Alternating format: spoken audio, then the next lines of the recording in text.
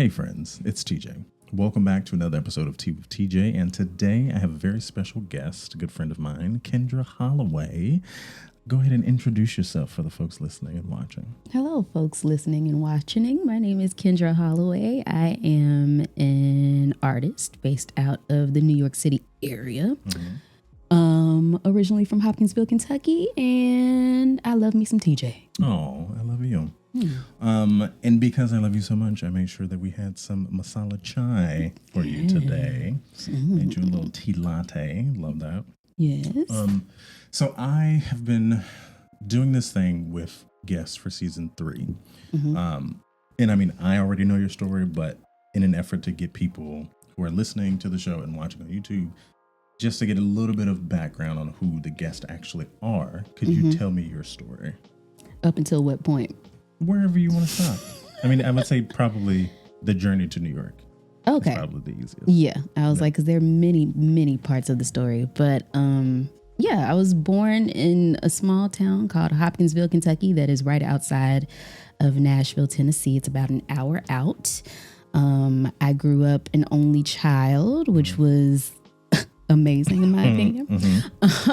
Grew up in a pretty tight-knit, simple family background. My mom, my dad, God rest his soul. My grandmother was across the street from me. I grew up with a lot of cousins that became sisters and aunties that were cousins. And you know how that is in the Black family. That's exactly what my experience was. Yeah. The church was right across the street as well. Yeah. So I had no excuse not to be there. Luckily, my background wasn't so strict that I had to be there, 5 days out of the week. But definitely Sundays, that's where my behind was. And yeah, and everything was pretty simple, pretty straightforward growing up, very country, very simple people. And I decided somewhere along the way that I wanted to be an artist. I saw Pee Wee Herman as a kid growing up. And my mother says that I used to wave to him goodbye at the end of his show. So if anybody grew up in the 80s and the 90s, then you will remember that Pee Wee Herman used to wave goodbye to all the kids at the end of his show. And because of the area that I grew up in, it was kind of a mixed bag of people from a lot of different experiences. Once again, I grew up in the early 90s, mid 90s, when, crack cocaine was still a thing, the AIDS epidemic was still a thing. So I was seeing a lot of these things happen really, on my block. I was seeing it happen to people that I knew and I loved and I respected. So I saw the arts as a way for me to introduce them to a world outside of their own. And I made a vow to myself that, I would one day be on the screen too. I would one day act out something for them so that they could dream again and they could love again and they could find themselves again, right? I love that. Yeah. And so, yeah, I went to a regular high school. Shout out to everybody that went to Christian County High School in Hopkinsville, Kentucky. Colonels. Yeah, I went to high school, and during that time, I did different activities that would allow me to use my voice. So I was in like a lot of different poetry competitions as a kid. So I was flying back and forth to DC a lot because I found my way into poetry and as a way of, public speaking and I guess somewhat getting introduced to the acting thing. And then when it was time to go to college, I chose to go to a HBCU because quite frankly, in my area, although it was, it was pretty diverse. I would say that the population is, half and half. We're like a good Oreo maybe. But I wasn't seeing enough Black people excelling the way that I knew that we were in the world, and I needed to be exposed to that in a professional way. And so I chose to go to Clark Atlanta University. Shout out to the HBCUs. Shout out to Clark Atlanta Panthers. And I studied theater there. And it was a safe haven. It was beautiful. It was a glorious time to just be a student, to be comfortable in your skin, to learn the craft as just a person without even thinking about color, because everybody around you was Black. Everybody looked exactly like you, right? So there was freedom in that. And I oftentimes talk to my friends now, and I have to remind them, like, God, we were really blessed and fortunate to be able to be in a space where we didn't, for 4 years, we got a break from just being a color, and we could just live out whatever we wanted to live out. Yeah. And it was great. Right. So I studied theater, started out studying theater, and then I switched over to television and film production, but I was still taking theater classes at the Alliance Theater and doing just different internships there. And then I eventually started working behind the scenes for Tyler Perry Studios as an intern. I worked for the PBS station as an intern. And after graduation, I had a great producing assistant job, and then I got laid off. That's just the life as an artist. That is the life of an artist, but I didn't know it was going to happen that damn fast. And when I got laid off, I just, I prayed about it, and it was very simply revealed to me that it was time for me to move to New York City, to actually take acting seriously, if that's what I wanted to do. So there was a certain kind of caliber of artistry that I needed to follow, a certain kind of, because I didn't go to conservatory for acting. And even though I was in an acting program, I did switch that major over. I really didn't have the traditional road that a lot of theater kids have. Musical theater wasn't really my bag. It was just like, I want to be like Pee Wee. I'm still at this HBCU trying to be like Pee Wee. And they say you got to study theater, then okay, then that's where I am. And then I found my way to New York City, and I met you in the small... the bowels of the Palace Theater. Yeah. What was it, Annie at the time, I think? Oh, yeah. Oh, my God. Oh, yeah. Such a long time ago. And I've kept you in my life ever since that moment. Yeah, that's amazing. I don't think I knew the specifics of your training at Clark Atlanta, though. Like, I didn't know that y'all had a thing at the Alliance. Yeah, it was something that I found by chance. So the late great Carol Mitchell-Leon, who, if anyone looks her up, she was an amazing actress that was local to Atlanta. She was kind of over the theater department at Clark Atlanta University, and she was my advisor when I first got there. Lovely, beautiful woman, and I was so excited to work with her. But unfortunately, after my first semester there, she passed away from an illness. And, the department really wasn't the same after she left, because she was really the heartbeat of that department. Yeah. And so that kind of prompted me to, I wasn't interested in leaving an HBCU. I didn't really want to transfer because I had made so many beautiful connections with my friends and with professors there. And I was just close enough to my actual hometown where something went down, my family could come down the highway to come get me, right? So I wasn't willing to give that up. Yeah. So as a result, I just switched over to the next best thing, and that was television and film production. My dad had a radio show in my hometown for over 40, 50 years. And I grew up kind of watching him do all these things behind the scenes, and there was always interest there. But when Miss Leon passed away and I had to make a decision about staying at Clark Atlanta, the next best thing for me was to just transfer to a different major. And as my daddy told me, if you love something, you learn everything that you possibly can about it. So that means the behind the scenes as well as in front of. And so, and when that happened, I still wanted to act. I still wanted to kind of find a way to hone that craft. And what that looked like for me was showing up to Mr. Al Hamaker's office at the Alliance Theater when I found out that they were giving these free workshops. And I showed up there for a 1-day free workshop. Oh, wow. I believe it was probably the end of my freshman year. And I just took this workshop, and I was on my way out, and I saw this man that worked there that was over the acting department. And he heard me talking about my love for acting and how I wanted to continue it. And he just found me in a room, and he said, hey, if you're serious about this, you can come in, let's just say 8 hours out of the week. I know you're a student. Oh, wow. And And, as your pay, you can take as many acting classes here as you want to. And I don't know if Mr. Al Hamaker is still around or not, but he definitely blessed me with the opportunity to be able to take real acting classes at that theater. That's amazing. Oh my gosh. Yeah. Come on, Black people. Y'all better do it down there. Mr. Al Hamaker was white. No, I'm saying at Clark. I'm talking about at Clark Atlanta. I didn't realize, what I was saying is that I didn't realize that Clark Atlanta had so many resources for a theater program when, I didn't go to an HBCU, but I've heard stories of people who have gone into the arts, and there's usually not a lot of funding around the arts at HBCUs, unfortunately. So I love that you actually had those types of experiences there.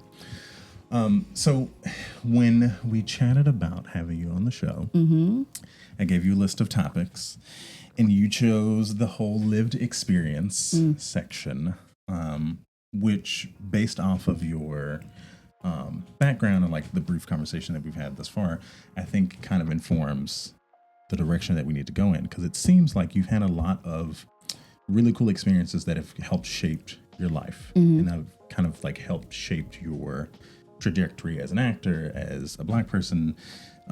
So I'm curious to know, is there, at current moment, is there a very specific moment that you can think of from, I'll say from late high school to now, that you think is, if it had not happened, you'd be in a different place? Ooh, that's a tough question. From late high school until now, if that event had not happened,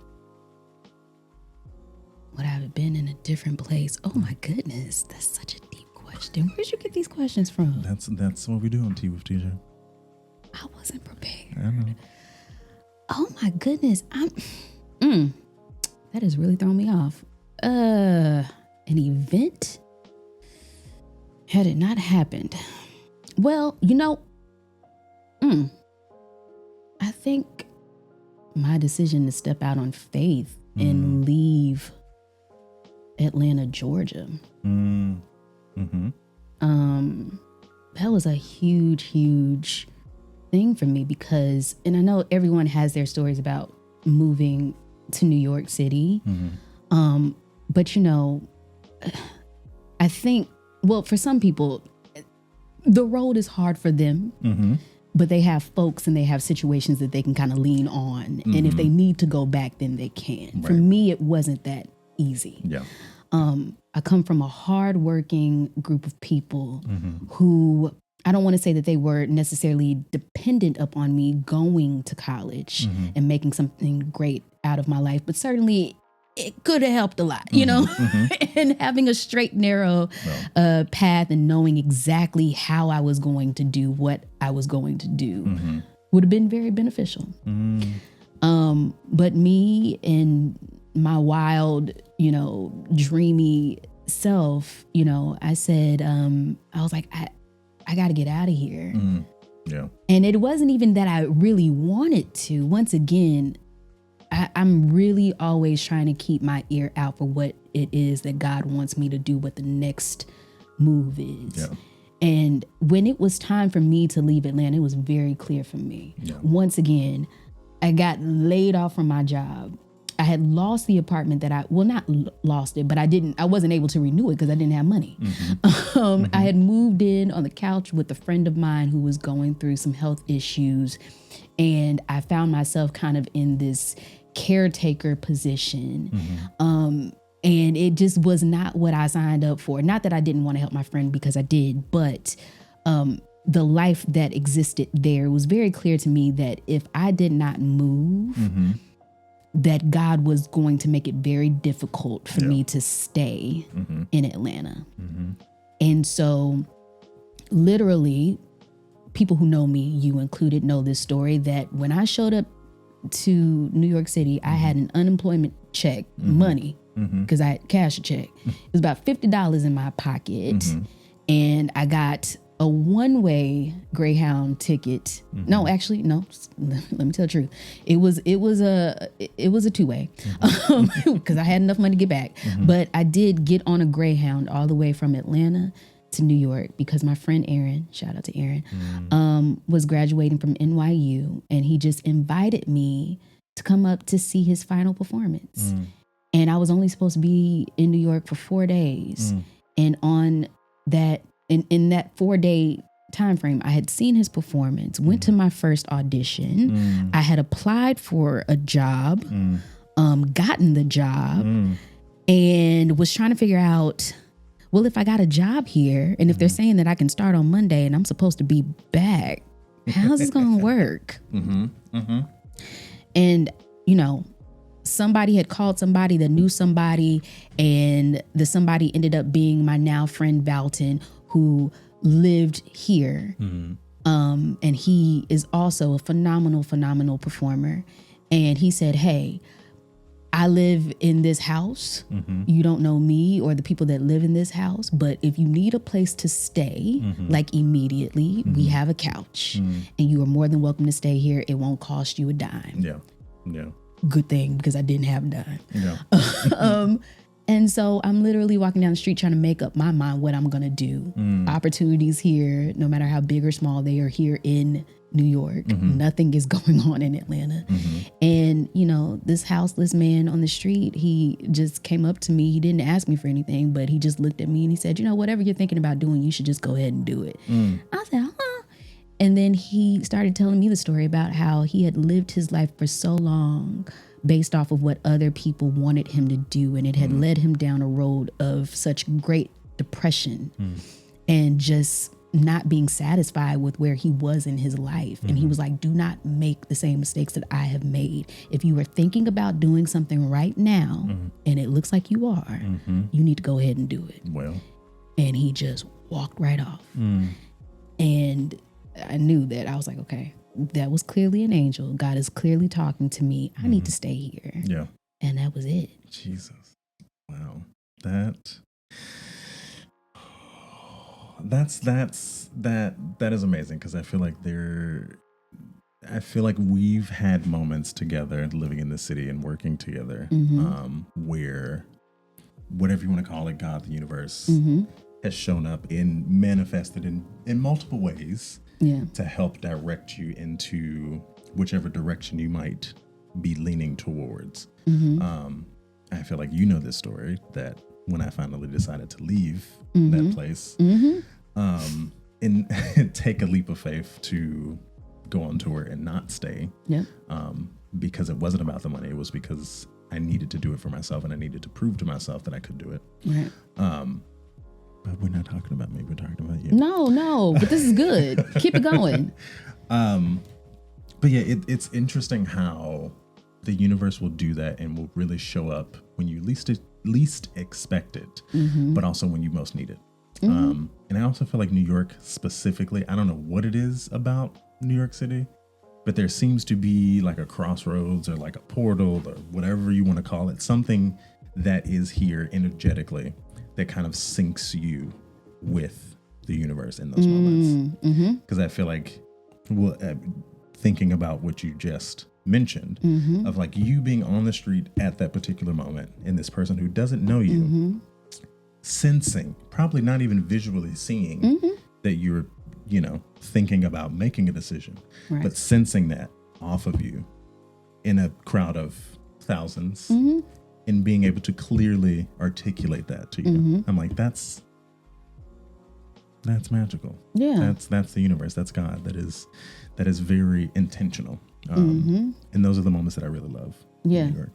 Absolutely. Absolutely. It's an entire walk of faith. And it's funny because I was just thinking about that today, during some just like meditative time, about like what sacrifice really means, and what, like, you know, people, God, the universe, you know, what's really expected out of us when we're being asked to give our last. But I don't think it's really the last that we're being asked to give. I think sometimes we're being asked to give what we value at that moment. Yeah. Because that is the thing that will be tested, because there's a new value that's coming in. You know what I mean?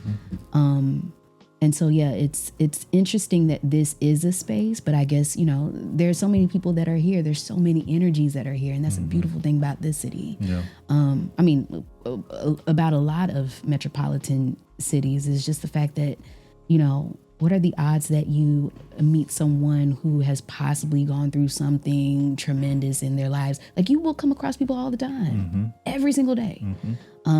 So yeah, it is. Yeah. It's incredible. Yeah. I literally had a moment with someone today before we met that I went and hung out with for a little bit. And it was interesting because we were talking about what we do, and he's a dancer and has been on cruise ships for the past 10 years, but has decided to stop. And ironically, I'm currently working back in the Midtown area. And he told me, he was like, oh yeah, I had a gig on 45th and 8th or whatever. And I was like, what time? What time? And he was like, between 6 and 10. I was like, we were in the same space yesterday. And it's so many moments like that where I'm like, you have no clue the degree of separation or the close proximity that you might be to someone until you get to know them or have, an interactive moment like that. And there's so much of that in New York that is, it's baffling to me, how close things actually are and how small the city actually is. Yeah. And the meaning behind all of it.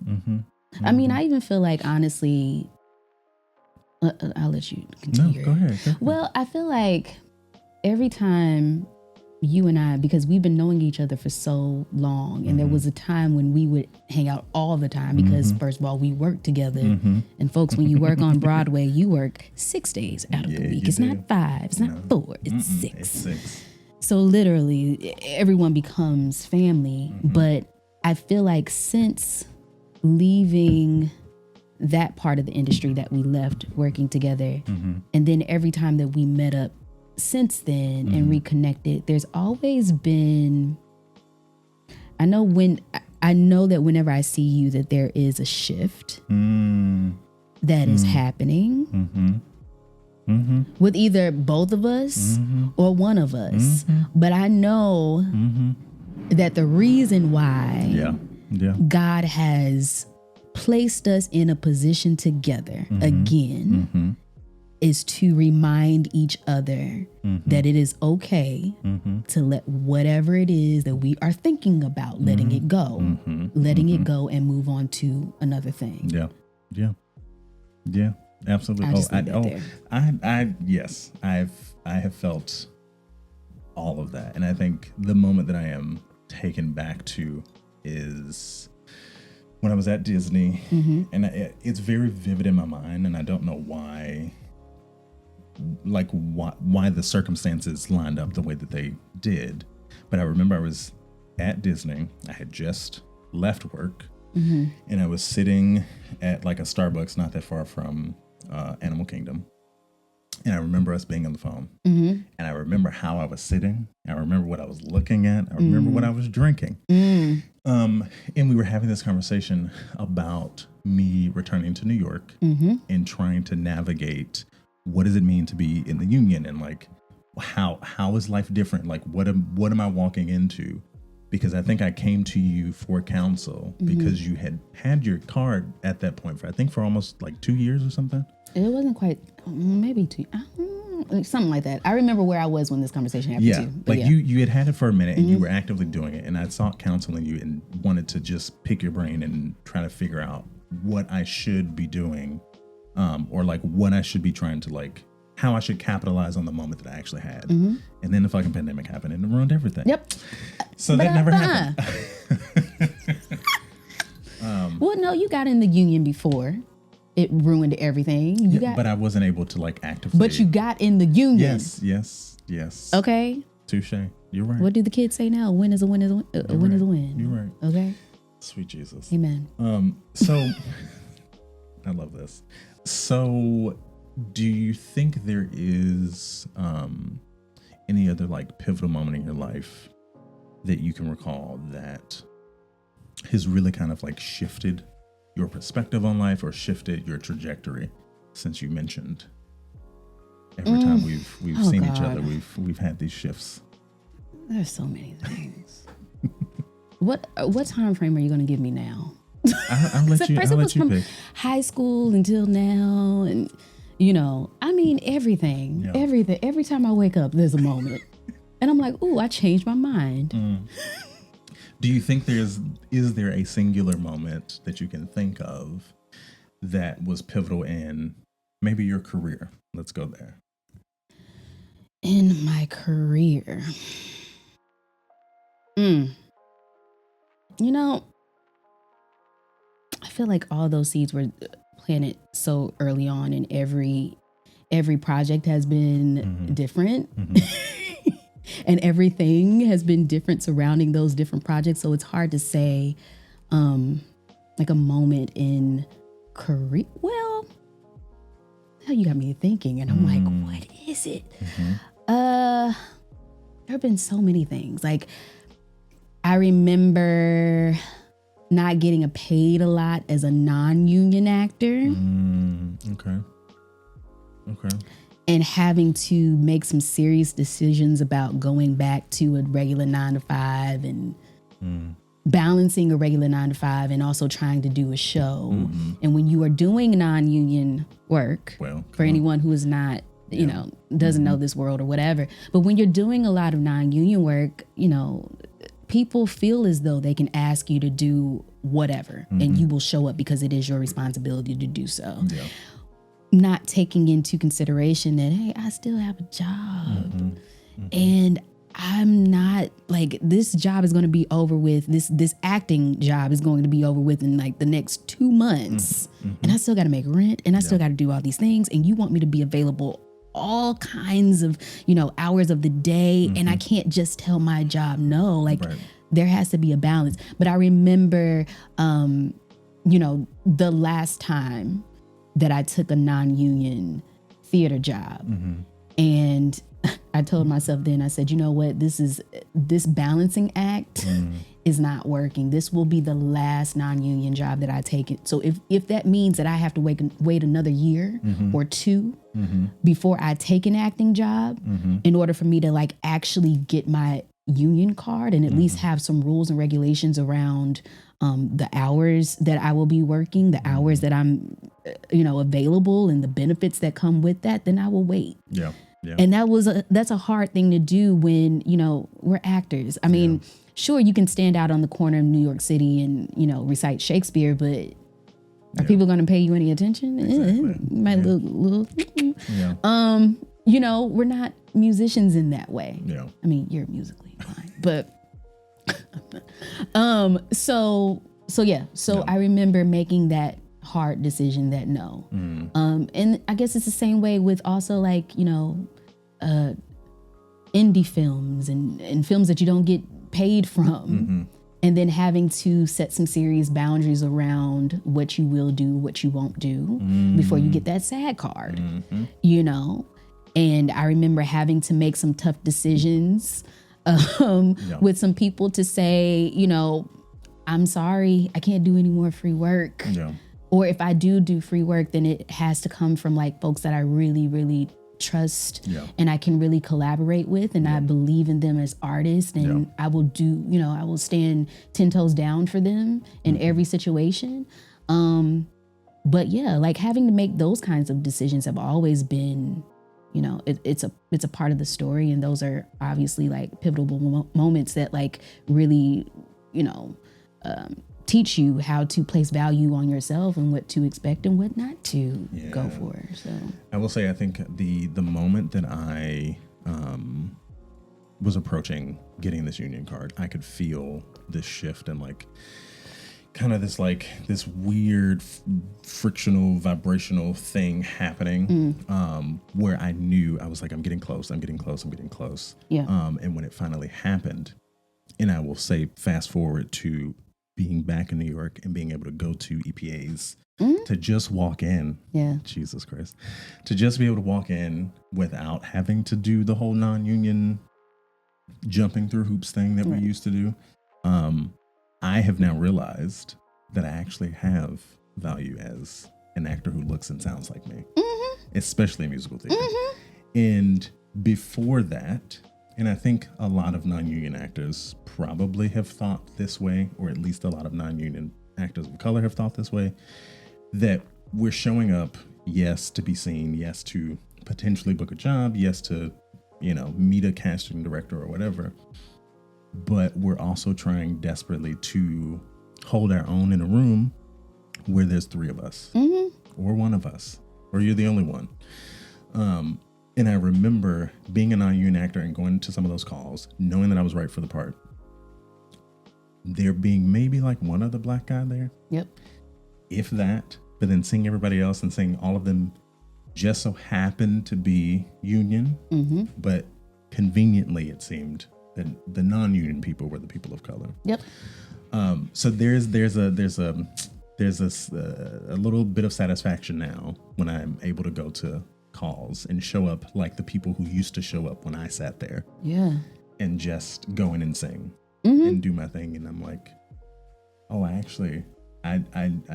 feel valued in this moment because I'm able to show up and do my thing and know that I actually have what it takes to compete with the people who are both there with appointments and also the people who are waiting who are non-union. Right. Who probably are just as good. But because this standard that we have when it comes to being in the union, they're being told that they're not as good as union members. Have you had an opportunity to like mentor anybody who is non-union? And even when I say mentor, I mean like, yes, take them up under your wing, but even just like have a conversation with someone who you maybe like see pieces of yourself in to say, I have not met anyone like that yet because I think so many of us who have gone through this journey are now all on the other side of it and have our cards. So we've been in the thick of it together, and now we're all seeing each other win. Another guest on the show, Arnold Harper, we have been circling each other at auditions for years. And we finally like sat down and met. I think it was 2020 when I first came back.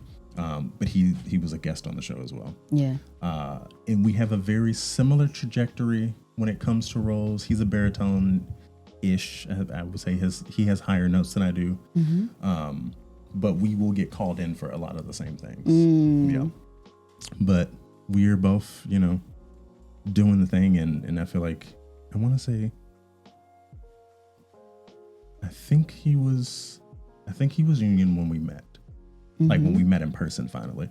But we were going to those like EPAs and sitting outside and waiting to be seen. Yeah. That's so cool. Yeah.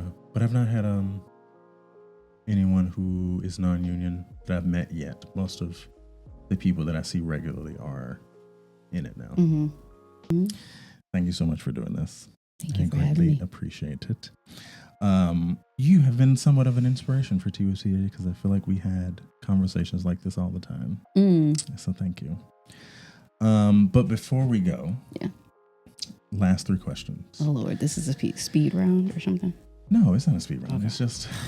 It's what I call the last 3. It is merely just, you can answer how freely you want. They can be 1-word answers. They can be a full description, but it's mostly to get a little nugget of knowledge out to our listeners. Blue. No, I'm just kidding. Sorry. What brings you the most peace?